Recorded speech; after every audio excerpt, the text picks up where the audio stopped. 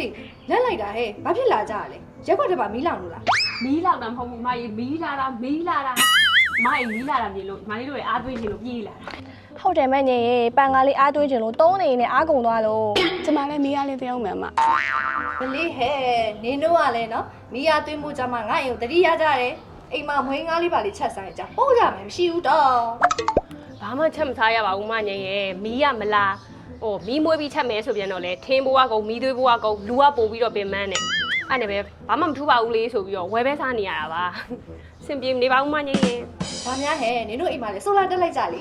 ဟာအမကလည်းဆိုလာရဈေးကြီးအောင်မတက်နိုင်ပါဘူး ကဲဘာမှဘူးနေနဲ့အခုလေငါတက်ထားတဲ့အိမ်ဆက်ကဆိုလာရေးဆိုလို့ရှိရင်ဆိုလာကအမကန်230တိတိအောင်ပါဘက်ထရီဆိုလို့ရှိရင်လည်း5+5တောင်အမကန်ပါသေးတယ်ဟောပြီးတော့ကြလေသူ့ရဲ့ inverter တွေကလည်းဈေးချုံမချုံဈေးနှုန်းကလည်းမှတ်ကတိကျပြီးသားဆိုတော့နင်တို့အခုထမင်းဝယ်စားနေရတဲ့တောင်မှတန်သေးတယ်ဟဲ့ ဟုတ်တယ်နော်မငယ်အဲ့ဆိုလေမလေးတို့ကိုလည်း AZ ဆိုလာဆိုင်ရဲ့လိပ်စာလေးပြောပြပါအောင်နောက်ရကြရင်အပြေးလေးသွားပြီးစုံစမ်းလိုက် ဒီနေ့ရောအမအရင်ဆိုလာနေနဲ့ပဲအားသွင်းပေးပါအောင်နော် လေး